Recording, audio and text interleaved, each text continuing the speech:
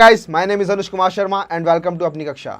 तो last video में बात की थी यार कि स्कैनर का यूज़ करके इनपुट कैसे लेते हैं, और उसके बाद हमने एक छोटा सा प्रोग्राम भी बनाया था जिसमें हम सिंपल इंटरेस्ट कैलकुलेट कर रहे थे। ठीक है, फिर हम PRT जो प्रिंसिपल रेट और टाइम है वो हम यूज़र से मांग रहे थे, और हम एक सिंपल इंटरेस्ट कैलकुलेट कर रहे थे। ठीक है, तो वो जो मल्टीप्लिकेशन साइंस थे यार, वहाँ पे हमने देखा था सिंपल इंटरेस्ट निकालने का फॉर्मूला हमने देखा था principal multiply by rate multiply by time divided by 100। ठीक है, तो ये मल्टीप्लिकेशन साइन, ये डिवाइड साइंस, ये सारे क्या होते हैं? ये सारे ऑपरेटर्स होते हैं। ठीक है, तो आज की वीडियो में हम बात करने वाले हैं ऑपरेटर्स के बारे में। ठीक है, तो अब शुरू करते हैं यार। तो ऑपरेटर्स जो होते हैं वो 5 टाइप के होते हैं, मतलब 5 ग्रुप्स में डिवाइड किया हुआ है उनको बेसिकली।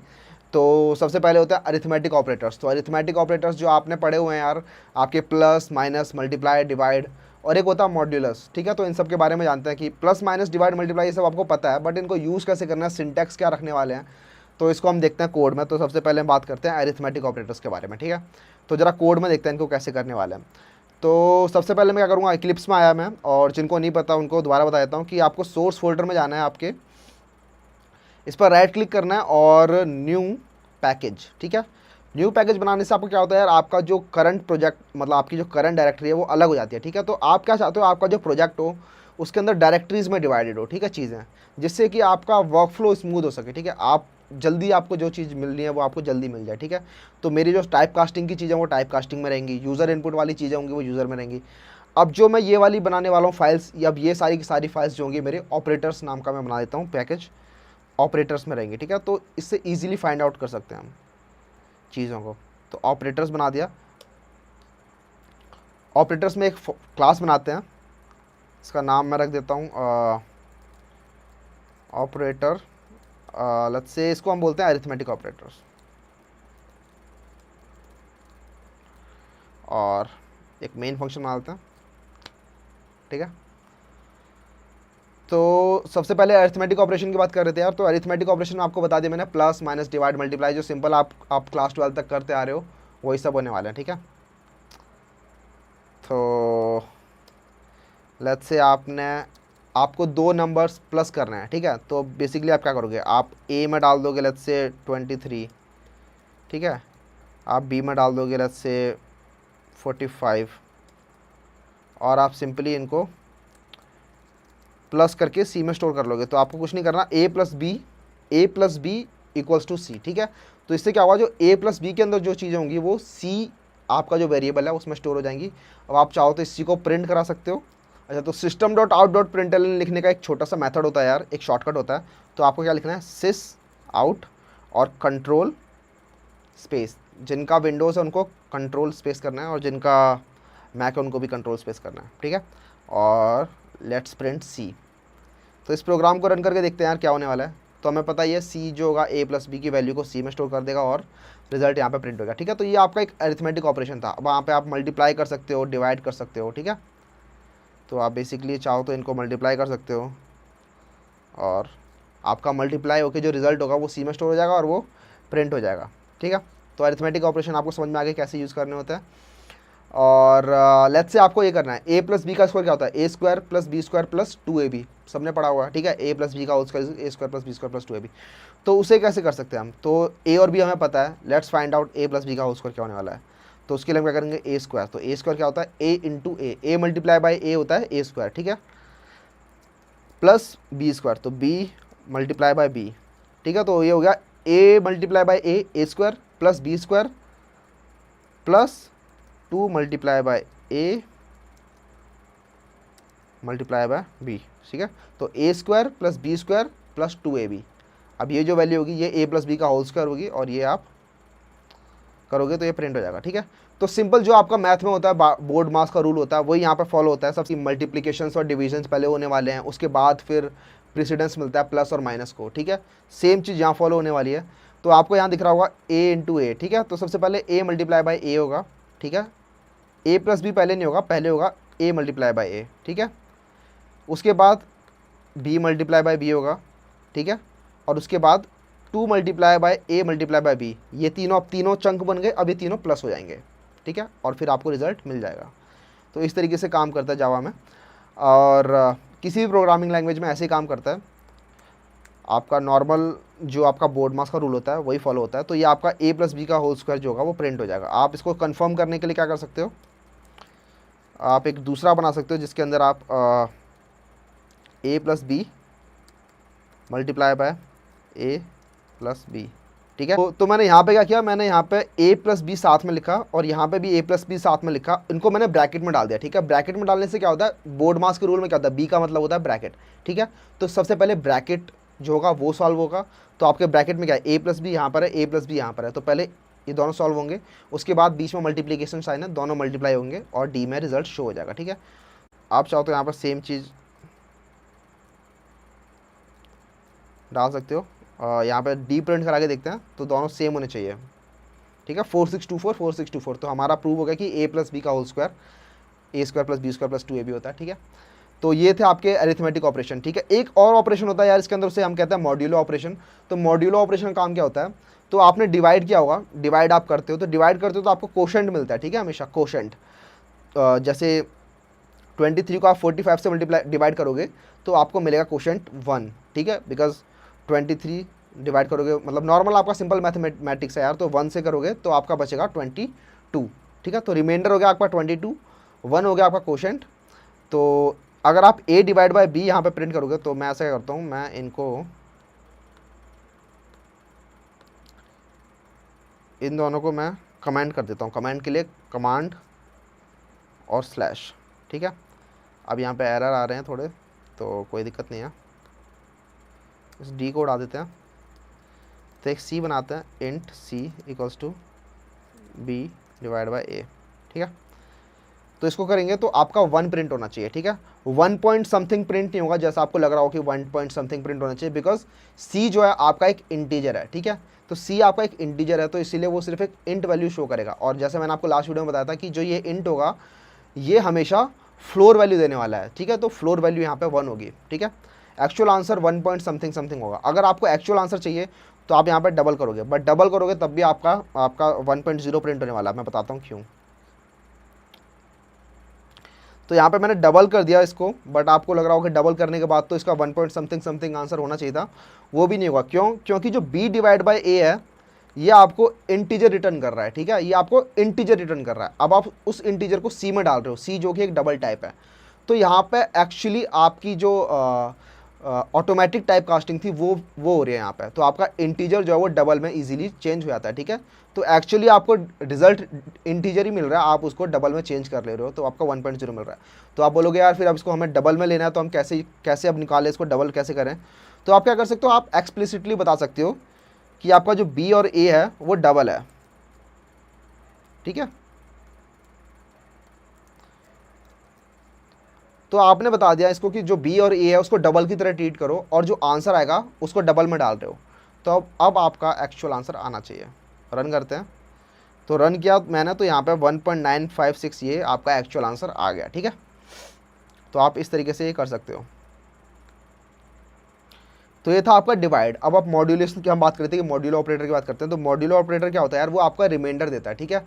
जैसे डिवाइड करने पे आपको क्वेश्चन मिल रहा है, ऐसे डिवाइड करने पे जो रिमाइंडर होता है वो आपको मॉड्यूलो ऑपरेटर से मिलता है। तो मॉड्यूलो ऑपरेटर कैसा दिखता है, तो वो ऐसा दिखता है कि int c equals to b modulo a। तो मॉड्यूलो ये परसेंटेज वाला साइन होता है, ठीक है। इसको करेंगे तो हमें जो भी डिवाइड करने पे जो रिमाइंडर होगा वो यहाँ पे मिलेगा, ठीक है। तो इनको डिवाइड करेंगे तो रिमाइंडर मिलेगा 22, तो 22 आपको यहाँ पे प्रिंट होगा, ठीक है। तो मॉड्यूलो ऑपरेटर होता है। तो ये सारे आपके कुछ अरिथमेटिक ऑपरेटर्स होते हैं। ये आपके कुछ अरिथमेटिक ऑपरेटर्स हो गए, प्लस माइनस डिवाइड मल्टीप्लाई और मॉड्यूलो। और उसके साथ साथ यार 2 ऑपरेटर्स और होते हैं, जैसे प्लस प्लस और माइनस माइनस, ठीक है। तो प्लस प्लस और माइनस माइनस क्या होते हैं, अब इनको जान लेते हैं। तो प्लस प्लस होता है आपका जो भी आपका वेरिएबल होगा उसको 1 से इंक्रीमेंट कर देगा बाय 1, और जो माइनस माइनस होगा वो 1 से डिक्रीमेंट कर देगा, मतलब डिक्रीमेंट बाय 1। तो देख लेते हैं यार वो कैसे काम करते हैं। तो कुछ नहीं, आपको अगर आप लिखोगे c equals to B plus plus, तो एक तरीके से ये हो गया कि आप ये कह रहे हो कि c equals to B plus 1, ठीक है। c equals to B plus 1 और साथ में b भी एक बार इंक्रीमेंट हो गया। तो इसका मतलब क्या है मैं आपको बताता हूँ कि आपने क्या किया, c लिखा यहाँ पे और साथ में यहाँ पे b भी लिख दिया, ठीक है। देखते हैं क्या प्रिंट होने वाला है। तो सी के अंदर आपका आया 45 और बी के अंदर आया आपका 46, ठीक है। तब ये कमाल की बात हो रही है यहाँ पे। अब क्या हो रहा है यहाँ पे कि आपकी बी के अंदर वैल्यू थी 45, ठीक है। तो प्लस प्लस ऑपरेटर क्या करता है, अपने आप को प्लस कर देता है, ठीक है। अब आपके पास दो चीज़ें होती हैं, आप चाहो तो ये प्लस प्लस पहले लिख सकते हो, मतलब बी प्लस प्लस, मतलब सॉरी, आप चाहो तो ये बी प्लस प्लस कर सकते हो, मतलब प्लस प्लस बाद में लिख सकते हो, या फिर आप चाहो तो ये प्लस प्लस पहले लिख सकते हो, मतलब प्लस प्लस बी। मतलब इसको आप ऐसे भी लिख सकते हो कि int C equals to plus plus B, ठीक है। तो आप चाहो तो बी प्लस प्लस लिख सकते हो या फिर प्लस प्लस बी लिख सकते हो, ठीक है। आई एम सॉरी, यहाँ पे इंट दोबारा नहीं आएगा, ठीक है। तो दोनों में डिफरेंस क्या है, तो दोनों में डिफरेंस यही है यार, जो अभी आपको यहाँ पे रिजल्ट आपके सामने शो हो रहा है कि जो बी प्लस प्लस है ना, वो अपने आप को जो है इंक्रीमेंट करता है अगली लाइन में, ठीक है, अगली लाइन में। और इस लाइन में वो इंक्रीमेंट नहीं होता, मतलब इस स्टेटमेंट में वो इंक्रीमेंट नहीं होगा, इससे अगली स्टेटमेंट में वो इंक्रीमेंट होकर आपको मिलेगा। तो यहाँ पे जब मैंने लिखा बी प्लस प्लस, तो इससे क्या हुआ, B equals to B plus 1 हुआ, बट वो इस स्टेटमेंट में बी अभी भी उतना ही है, बी अभी इंक्रीमेंट नहीं हुआ, बी इससे अगली स्टेटमेंट में इंक्रीमेंट होगा। तो जब मैंने C equals to B plus plus किया, तो सी के अंदर बी की पुरानी वाली वैल्यू ही आएगी अभी भी, क्योंकि बी अभी इंक्रीमेंट नहीं हुआ, लेकिन अगली लाइन में बी एक बार इंक्रीमेंट हो गया अब। इसीलिए जब हम प्रिंट करते हैं तो सी के अंदर तो पुरानी वाली स्टोर्ड है बी की वैल्यू, बट बी जो है वो नया हो चुका है और बी अब इंक्रीमेंट हो चुका है। तो वही आपको यहाँ दिख रहा है कि सी की वैल्यू अभी भी 45 है, बट बी की वैल्यू 46 है। अब वही चीज़ अगर मैं यहाँ पे इसे कमेंट करता हूँ और यहाँ करता हूँ C equals to plus plus B, तो ये इसी स्टेटमेंट में बी को इंक्रीमेंट कर देगा और सी के अंदर वो वैल्यू असाइन कर देगा। तो यहाँ पर होपफुली दोनों 46 जैसा आपको दिख रहा है, यहाँ पे दोनों 46 प्रिंट होने चाहिए, बिकॉज इसने प्लस प्लस बी ने इसी लाइन में, इसी स्टेटमेंट में अपने आप को इंक्रीमेंट कर दिया और उसकी वैल्यू सी में डाल दी, ठीक है। तो प्लस प्लस आपका ये होता है और माइनस माइनस भी सेम काम करता है, वो आपको सिंपली डिक्रीमेंट बाय 1, ठीक है। तो हम यहाँ पे करके देख लेते हैं, हम चाहें तो अगर हम माइनस माइनस बी करेंगे तो यहाँ पे 44 प्रिंट हो जाना चाहिए, ठीक है। 44 हो रहा है बिकॉज बी की वैल्यू थी 45, अब एक बार माइनस होगी तो अब बी की वैल्यू होगी 44। तो ये आपके कुछ अरिथमेटिक ऑपरेटर्स थे यार। अब बात कर लेते हैं बिटवाइज ऑपरेटर्स के बारे में, ठीक है। अच्छा, तो बिटवाइज ऑपरेटर क्या होते हैं यार, तो अरिथमेटिक ऑपरेटर्स होते हैं जो आपके नंबर्स पे काम करते हैं, ठीक है। एक्चुअल जो डेसिमल नंबर्स हैं या फिर जो नंबर्स हैं आपके, उन पे काम करते हैं। बिटवाइज ऑपरेटर क्या होते हैं, जो बिट पे काम करते हैं आपकी। आपको पता ही होगा जो भी नंबर्स होते हैं वो सारे बिट से बने होते हैं, ठीक है। जैसे अगर 2 है, 2 तो वो बाइनरी में 1 और 0 से बना होगा, तो वो होगा 1 0। अगर आपका 5 है तो वो बाइनरी में 1 0 1 से बना होगा, ठीक है। ये आपको बिट से बनते हैं नंबर, हमेशा नंबर जो होते हैं वो बाइनरी में बनते हैं। तो ये जो बिटवाइज ऑपरेटर्स होते हैं ये उन बिट्स पे काम करते हैं, ये नंबर पे काम नहीं करते, ये उन बिट्स पे काम करते हैं, ठीक है। तो बिटवाइज ऑपरेटर कितने होते हैं, तो एक होता है एंड ऑपरेटर। एंड आपने पढ़ा होगा, आपने एंड गेट्स पढ़े होंगे, तो सिंपल वही कंसेप्ट है। एंड गेट की ट्रूथ टेबल आपको पता होगी, जब दोनों के दोनों ट्रू होते हैं तभी रिजल्ट ट्रू होता है, या फिर दोनों के दोनों जब 1 होंगे तभी आपका आंसर 1 होगा, और अगर दोनों में से कोई भी 0 होगा तो आपका आंसर 0 आएगा। और ऑपरेटर्स होते हैं, और ऑपरेटर्स आपने और गेट पढ़ा होगा, तो उसमें भी आपने ट्रूथ टेबल देखी होगी कि जब दोनों के दोनों फॉल्स होंगे सिर्फ तभी आपका आंसर फॉल्स होगा, मतलब अगर दोनों के दोनों 0 होंगे तभी आपका आंसर 0 आने वाला है। तो कुछ ऐसे ही फंडा है यार बिटवाइज ऑपरेटर के अंदर। तो 2 टाइप के ऑपरेटर्स होते हैं। तो सबसे पहले तो मैं क्या करता हूँ, एक नई क्लास बना लेता हूँ यहाँ पे। तो कुछ नहीं करना, राइट क्लिक, न्यू क्लास। इस क्लास का नाम दे देते हैं हम यार बिटवाइज ऑपरेटर,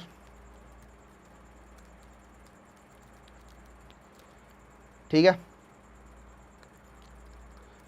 इसमें पब्लिक स्टैटिक वॉइड मेन अपने आप नहीं आया, तो मैं खुद बना लेता हूँ पब्लिक स्टैटिक वॉइड मेन, पास कर देते हैं स्ट्रिंग का एरे। अच्छा, इस आर्गूमेंट का नाम आप कुछ भी दे सकते हो, मैं ARGS दे रहा हूँ बिकॉज ये कन्वेंशन है, बट आप यहाँ पे अगर इसे ARGS ना दे के ये भी दे दोगे तो भी काम चल जाएगा, ठीक है। ओके, तो बिटवाइज ऑपरेटर कैसे काम करते हैं, तो सपोज आपका नंबर है 5, तो यहाँ पे मैं सिंपली आपको बताता हूँ कि 5 है, तो 5 बिट लेवल पे कैसे बना होगा, तो 5 ऐसा बना होगा कुछ 1 0 1, ठीक है। बिट लेवल पे 5 ऐसा होगा। अगर 6 है आपका तो 6 कुछ ऐसा होगा, 1 1 0, ठीक है। तो बिट्स में आपके नंबर्स कुछ इस तरीके से स्टोर होते हैं।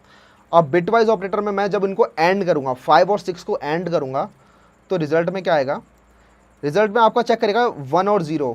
सबसे पहले देखिए ये जो 1 है, ये 1 और 0, ये दोनों 1 0, सबसे राइट मोस्ट बिट से स्टार्ट करते हैं, ठीक है।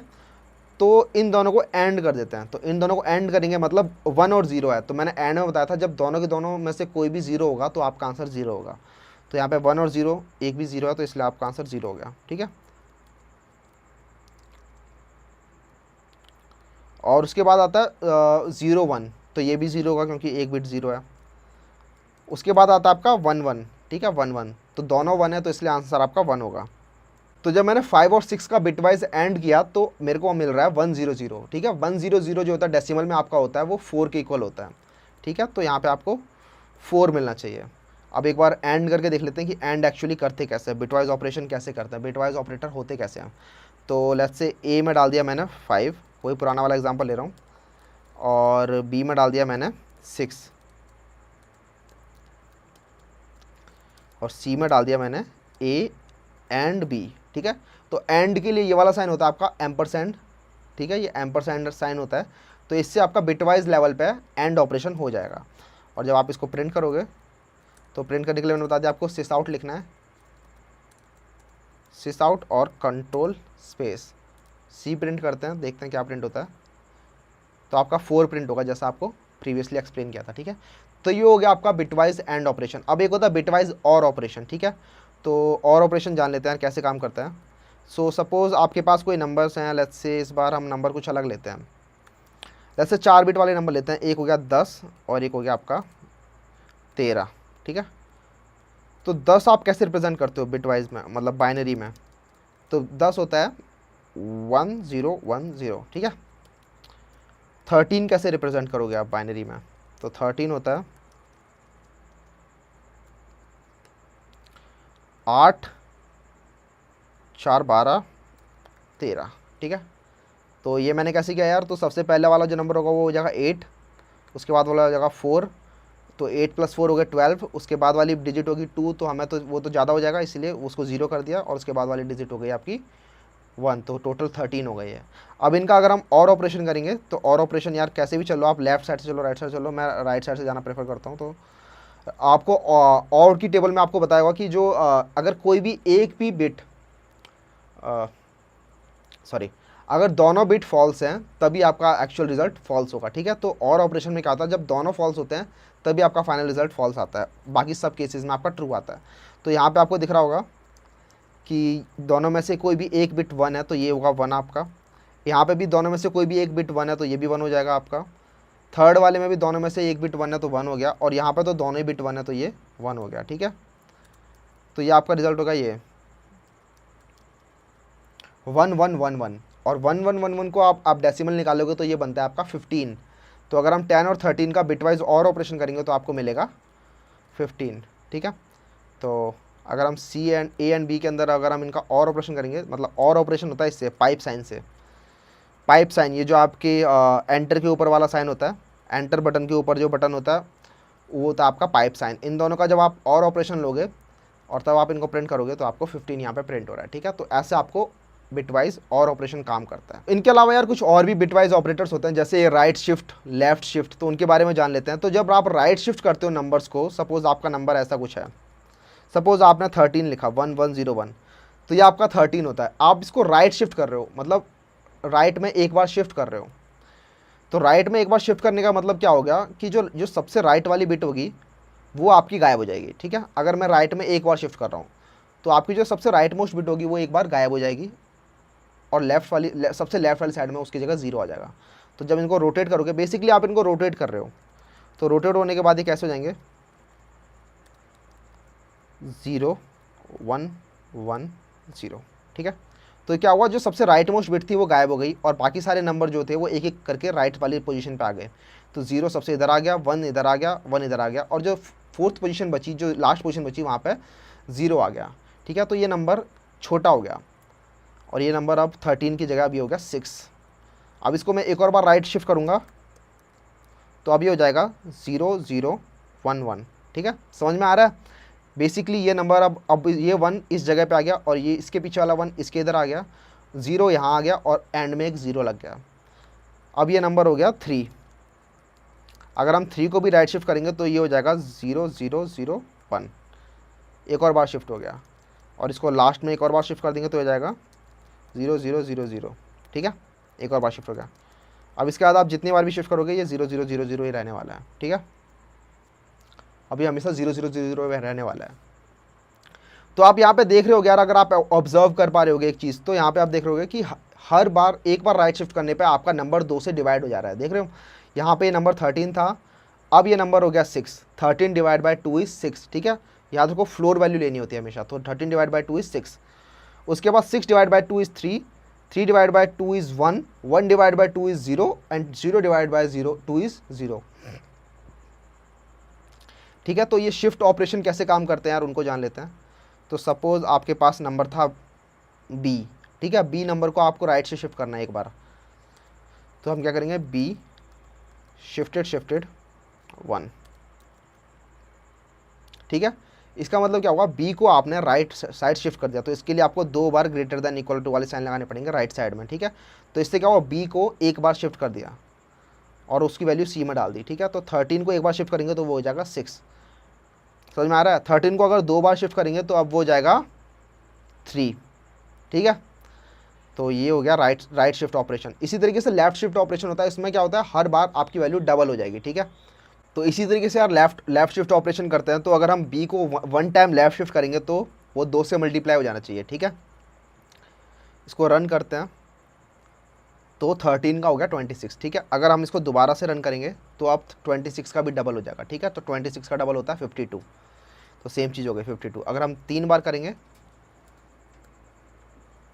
तो अब 52 का भी डबल हो जाएगा, जो हो गया 104। तो लेफ्ट शिफ्ट ऑपरेशन और राइट शिफ्ट ऑपरेशन आपको समझ में आ गए होंगे, ठीक है।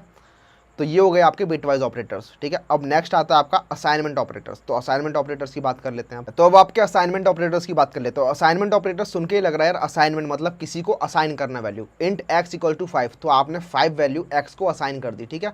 तो बेसिकली असाइन करना, उनको असाइनमेंट ऑपरेटर्स कहते हैं, ठीक है। तो जो आपका इक्वल ऑपरेटर है, इक्वल जो आपने यहाँ पे इक्वल लिखते हो, ये भी एक असाइनमेंट ऑपरेटर होता है, ठीक है। ये आपकी 10 वैल्यू को a में असाइन कर रहा है, ठीक है। इस स्टेटमेंट में ये आपकी 10 वैल्यू को a में असाइन कर रहा है, ठीक है। तो यहाँ पे ये एक असाइनमेंट ऑपरेटर है, ठीक है। असाइनमेंट ऑपरेटर और भी काफ़ी टाइप के होते हैं, जैसे कि suppose a equals to b, a equals to 5, let's say 4, let's a equal to 4 and then b plus equals to so let's say int a equals to 4 और उसके बाद हम क्या करेंगे, a प्लस इक्वल टू 2। तो यहाँ ये भी एक असाइनमेंट ऑपरेटर हो गया आपका, ठीक है। तो ये a प्लस इक्वल्स टू 2, इसका मतलब क्या है, तो इसका मतलब ये है कि आप शॉर्टकट में क्या लिख रहे हो, basically a equals to a plus 2। तो आप चाहो तो ये लिख सकते हो a equals to a plus 2, या फिर आप क्या करोगे a प्लस इक्वल टू 2। तो ये भी आपका प्लस वाला असाइनमेंट ऑपरेटर हो गया, ठीक है। अब आप यहाँ प्रिंट करोगे तो आपका 4 जो वैल्यू था उसके अंदर 2 प्लस हो जाएगा और आपका 6 प्रिंट होके मिलेगा, ठीक है। तो आप हर ऑपरेटर के साथ कर सकते हो, जितने भी ऑपरेटर आपको अभी प्रीवियसली मैंने बताया उन सब के साथ आप असाइनमेंट ऑपरेटर यूज़ कर सकते हो। बेसिकली आप a माइनस इक्वल्स टू 2 करोगे तो आपका जो 4 में से 2 माइनस हो जाएगा, ठीक है। आप a मल्टीप्लाई इक्वल्स टू 2 करोगे तो आपका a में 2 मल्टीप्लाई हो जाएगा और 4 मल्टीप्लाई बाई 2 8 यहाँ पे प्रिंट हो जाएगा। आप डिवाइड बाई 2 करोगे तो आपका 4 डिवाइड बाई 2 जो कि 2 होगा वो यहाँ पे हो जाएगा, ठीक है। आप मॉड्यूलो इक्वल टू 2 करोगे तो आपका 2 से डिवाइड होने के बाद जो मॉड्यूलस रिमाइंडर बचेगा जो कि होता है 0। 4 को 2 से डिवाइड करते हो तो 0 रिमाइंडर बचता है ना, तो यहाँ पे 0 प्रिंट हो जाएगा आपका, ठीक है। क्योंकि आपको याद रखना होगा मॉड्यूलस ऑपरेटर हमेशा रिमाइंडर प्रिंट करता है, ठीक है। अब आप चाहो तो यहाँ पे और भी ज़्यादा ऑपरेटर कर सकते हो, जैसे बिटवाइज ऑपरेटर जो हमने देखे जितने भी। आप चाहो तो यहाँ पे इसको राइट शिफ्ट बाय 2 कर सकते हो। तो a को जब 4 को जब 2 बार राइट शिफ्ट करोगे तो वो क्या बन जाएगा, 1, ठीक है। 1 0 0 होता है 4, 2 बार राइट शिफ्ट करोगे तो हो जाएगा 0 0 1। ऐसे ही अगर आप इसको लेफ्ट शिफ्ट करोगे 2 बार तो ये हो जाएगा 4 मल्टीप्लाई बाई 2 8, 8 मल्टीप्लाई बाई 2 16, तो आपका 16 हो गया ये, ठीक है। और भी काफ़ी सारे ऑपरेटर थे, जैसे a एंड इक्वल टू 2, इसका मतलब हो गया a equals to a and 2, ठीक है। तो आप a के साथ 2 का एंड कर रहे हो, तो a था आपका 4 और 2 होता है आपका, सॉरी a आपका 4 है, 4 होता है 1 0 0 और 2 होता है आपका 1 0, तो आपका 1 0 0 एंड 0 1 0, तो ये क्या होगा आपका 0, ठीक है। इन दोनों का आप एंड करोगे 1 0 0 का और 0 1 0 का, तो आपको 0 मिलेगा, ठीक है। आप इनका अगर और करोगे तो क्या मिलेगा, आप इनका और करोगे तो आपको मिलेगा 6, ठीक है। 100 010 और करोगे तो 110 मिलेगा, जो कि होता है 6। तो ये आपके थे असाइनमेंट ऑपरेटर्स। ये मैंने इसी फाइल में डाल दी बिटवाइज ऑपरेटर, क्योंकि ये इन्हीं पे डिपेंडेंट थे, काफ़ी ज़्यादा इजी होते हैं असाइनमेंट ऑपरेटर्स, कुछ ज़्यादा था नहीं इनके अंदर। अच्छा, इसके बाद बात कर लेते हैं कंपैरिजन ऑपरेटर्स की। तो ये कंपैरिजन ऑपरेटर्स आपके बहुत इंपॉर्टेंट होने वाले हैं यार, ये आपके बहुत ज़्यादा यूज़ होते हैं। तो कंपैरिजन ऑपरेटर मतलब आपको सुन के लग रहा होगा कि दो चीज़ों के बीच में कंपेयर कर रहे हैं, ठीक है। ए और बी दो नंबर हैं, उनके बीच में कंपेयर कर रहे हैं, ए क्या ग्रेटर देन बी है, ए लेस देन बी है, is A equal to B, is A not equal to B. तो बेसिकली जो भी आपके बुलियन टाइप के होते हैं, मतलब ट्रू और फॉल्स रिटर्न होकर आने वाला है इनमें से, ए ग्रेटर देन बी या तो ट्रू रिटर्न होगा या फॉल्स रिटर्न होगा, A less than equal to B, इनमें से या तो ट्रू रिटर्न होगा फॉल्स रिटर्न होगा, A not equal to B, समझ रहे हो। तो इन टाइप के ऑपरेटर्स को आप कहते हैं कंपैरिजन ऑपरेटर। बेसिकली दो ऑपरेंड्स के बीच में कंपेयर कर रहे हो तो उनको कंपैरिजन ऑपरेटर कहते हैं, ठीक है। तो ये 6 टाइप के होते हैं यार आपको बताया तो हमें, equal to, not equal to, greater than, less than, greater than equal to और लेस देन इक्वल टू। तो ये आपके बेसिकली 6 टाइप के ऑपरेटर हो गए। आपके कंपैरिजन ऑपरेटर्स की बात कर लेते हैं। तो सबसे पहले मैं एक फाइल बनाने वाला हूँ कंपैरिजन ऑपरेटर्स के नाम से, नेक्स्ट फाइल। तो new Java class, let's call it comparison operators, finish. अच्छा, इसके अंदर भी static main, public static void main,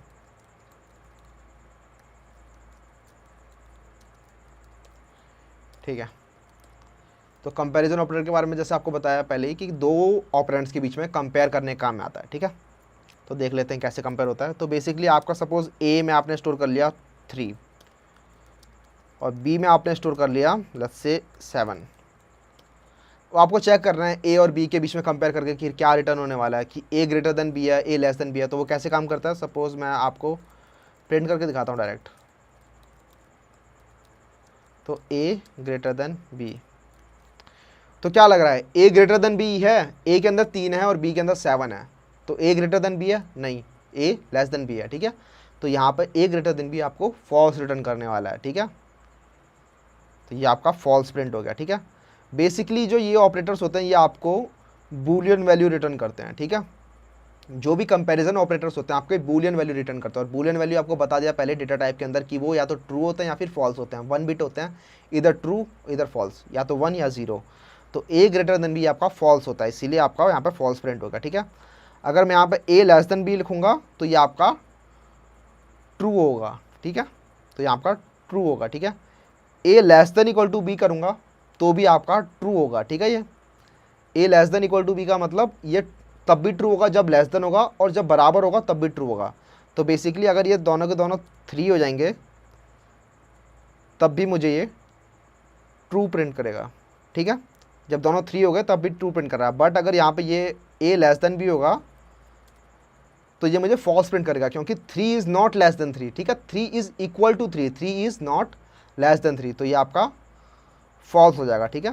3 is not less than 3, तो ये आपका हो गया लेस देन। और ऐसे ही आपके इक्वल टू ऑपरेटर होते हैं, ए इक्वल टू बी, तो आपको 2 बार इक्वल साइन लगाना पड़ता है। याद करो जो एक बार इक्वल साइन होता है वो होता है आपका असाइनमेंट ऑपरेटर, ठीक है। Equal assignment operator, int A equals to 5, तो आपका 5 असाइन हो गया ए में। बट आपको अगर चेक करना है, कंपेयर करना है कि 2 नंबर इक्वल है कि नहीं है, तो उसके लिए आपको 2 बार इक्वल लगाना पड़ेगा, ठीक है। तो ए इक्वल टू बी, इससे क्या प्रिंट होगा, ट्रू, बिकॉज ए जो और बी दोनों के दोनों 3 है। अगर सपोज यहाँ पे 3 की जगह 6 कर दूंगा तो आपका ए और बी बराबर नहीं हुए, ठीक है। तो ए इक्वल टू बी आपका फॉल्स प्रिंट करेगा, ठीक है। अब ये हो गया इक्वल। अब एक होता है not equal to. Not equal to कैसे होता है, वो होता है ये एक्सक्लेमेशन साइन उसके बाद इक्वल टू, ये हो गया आपका A is not equal to B. तो सही बात है, A is not equal to B, तो ये आपका ट्रू प्रिंट करना चाहिए, ठीक है। Because 3 is not equal to 6, तो A is not equal to B, तो ये आपकी ट्रू वैल्यू, ये सही बात है, ये ट्रू बात है, तो ये आपकी ट्रू प्रिंट हो रही है, ठीक है। अगर दोनों के दोनों इक्वल होंगे, सपोज दोनों 6 होंगे, तो अब ए इक्वल टू बी है, सो ए नॉट इक्वल टू बी आपका फॉल्स प्रिंट करेगा, ठीक है, बिकॉज ये गलत बात है। अब ये गलत बात हो गई है, ठीक है। तो ये आपका था नॉट ऑपरेटर, ठीक है। तो ये आपके 6 ऑपरेटर हो गए, not equal to, greater than, less than, greater than equal to और लेस देन इक्वल टू। तो ये आपके हो गए कंपैरिजन ऑपरेटर्स, ठीक है। अब नेक्स्ट बात कर लेते हैं लॉजिकल ऑपरेटर्स के बारे में। ऑपरेटर्स में आपको कुछ डाउट आ रहा है तो यार कमेंट सेक्शन में मुझे बताओ, मैं आपकी पूरी हेल्प करने की ट्राई करूँगा। और नेक्स्ट वीडियो में हम आप बात करने वाले हैं कंडीशनल स्टेटमेंट के बारे में। तो if else switch statements, basically आप कैसे डिसाइड करते हो कि मुझे ये चीज़ अगर ट्रू है तो मुझे इस लाइन को एग्जीक्यूट करना है, अगर ये चीज़ फॉल्स है तो मुझे इस लाइन को एग्जीक्यूट करना है। बेसिकली वो उन चीज़ों के बारे में बात करने वाले हैं। तो ठीक है, तब तक के लिए यार हैप्पी कोडिंग, कीप स्माइलिंग और बाय।